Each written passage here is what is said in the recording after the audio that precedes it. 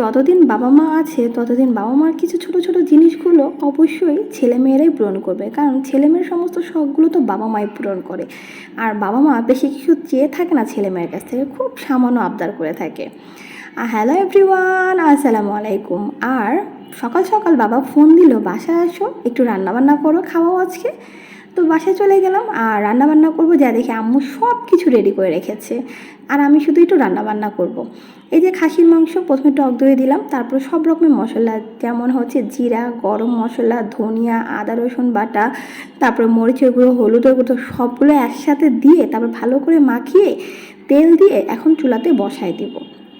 আর চুলাতে বসা দেওয়ার পর আজকে কি কি রান্না হবে সেটা আজকে বলছি না, সেটা ভিডিওটা শেষ পর্যন্ত দেখলেই বুঝতে পারবেন কি রান্না করছি। এরপরে মাংসটা তো বলক চলে আসছে, এখন আমি চলে গেলাম মাছ রান্না করতে। আর মাছটা বেশি বড় ছিল না, ছোট সাইজের মাছ ছিল। কড়াইতে তেল দিলাম, কিছু কাঁচামরিচ দিয়ে দিব, তারপর হচ্ছে হাফ চামচ মরিচ গুঁড়ো, হাফ চামচ হলুদ গুঁড়ো। আর এত পরিমাণ কারেন্ট ছিল না, কারেন্ট জ্বালাচ্ছিল মানে বলার বাহিরে, এমনিতেও যে গরম। তারপরে যে সরিষা, দুই রকমের সরিষা, এখানে সাদা কালো, একটা রসুন ব্লেন্ড করা ছিল। তারপর হচ্ছে যেটাতে ব্লেন্ড করেছিলাম সেটার মধ্যে পানি দিয়ে সবগুলো সরিষা এখানে একসাথে দিয়ে কষিয়ে নেব। আর আপনারা তো জানেন কিভাবে কষাতে হয়। এই যে তেল চলে আসছে, তার মানে কষানো হয়ে গেছে মশলাটা। তারপরে দিয়ে দিবেন হচ্ছে পানি, একদম পেঁয়াজ ছাড়া আজকে সরিষা ইলিশ রান্না করবো, একদম বাঙালি অথেন্টিক বাঙালি স্টাইল। এভাবে করে একবার সরিষা ইলিশ রান্না করে খাবেন, যাকেই খাওয়াবেন সে আপনার খুব প্রশংসা করবে। আপনারা খেয়াল করেছেন কি না জানি না, কোনো রকম পেঁয়াজ ব্যবহার করে নেই। এরপরে কি করলাম, মাছগুলোকে দিয়ে দিলাম, কিছু কাঁচামরিচ দিয়ে দিলাম। আর এখানে দেখতে পাচ্ছেন খাসির মাংস একদম সুন্দর কষানো হয়ে গেছে। এখন এই খাসির মাংসর আর একটা মজার উপকরণ আছে, এখানে বাদাম, 3 রকমের বাদাম আম্মু ব্লেন্ড করে রেখেছে। এখানে চীনা বাদাম, কাঠবাদাম আর কাজু বাদাম।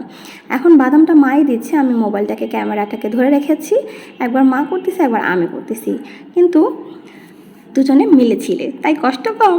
তারপরে হচ্ছে বাদাম বাটা দেওয়ার কারণে খাসির মাংস ফ্লেভারটা বলেন আর স্বাদ বলেন সব কিছুই আলাদা হয়ে গিয়েছিল। এই যে আমার মাছ বলক চলে আসছে, তার মানে আমার মাছটা হয়ে গেছে, বেশিক্ষণ রাখবো না। এখানে আমার মাংসটাকে পানি দিয়ে দিলাম, পানি দেওয়া হয়ে গেলে ঢাকনা দিয়ে ঢেকে রাখবো। এখন আমি পেঁয়াজ বেরেস্তা করব। তার জন্য কিছু তেল দিলাম, বেশি করে তেল দিয়ে একটু পেঁয়াজ বেরেস্তা করে নিব। আর পেঁয়াজ বেরেস্তা করার সময় সামান্য একটু চিনি দিবেন, তাহলে পেঁয়াজগুলো একদম মুচমুচে থাকে। এই যে বেরেস্তাটা হয়ে গেল, আর এরই মধ্যে যে কড়াইতে বেরেস্তা করেছিলাম সেটার মধ্যে পোলার চাল দিয়ে দিলাম, একটু আদা রসুন বাটা দিয়ে দিব, একটু গরম মশলা তেজপাতা দিব, সাথে বাদাম বাটা। বাদাম বাটা দেওয়ার কারণে পোলাওটা যে ঘ্রাণ আসতেছিল আর যে মজা হয়েছিল তা বলে বোঝানোর মতো না। বাদাম বাটা অবশ্যই ব্যবহার করবেন যদি থেকে থাকে। এরপর মাংসটাও হয়ে গেছে আমার অলরেডি ডান, সব রান্নাই শেষ। পোলাওটা হয়ে গেলে খাবারে চলে যাব। আর বাবার ইচ্ছা ছিল আজকে আমি রান্নাবান্না করি, তাকে আমি খাবারটা দিই। আমার বাবা খুব অসুস্থ, বাবার জন্য দোয়া করবেন। সবে মাত্র তার পাটা ভালো হয়েছে, তারপরও কিডনির নানা রকমের জটিলতায় সে অসুস্থ ভুগছে। সবাই দোয়া করবেন যেন তাড়াতাড়ি করে সুস্থ হয়ে যায়, কারণ যতদিন বাবা আছে বাবা বলে ডাকতে পারবো। বাবা ফোন দিয়ে জিজ্ঞেস করে কি করতেছি, কি রান্না করছি।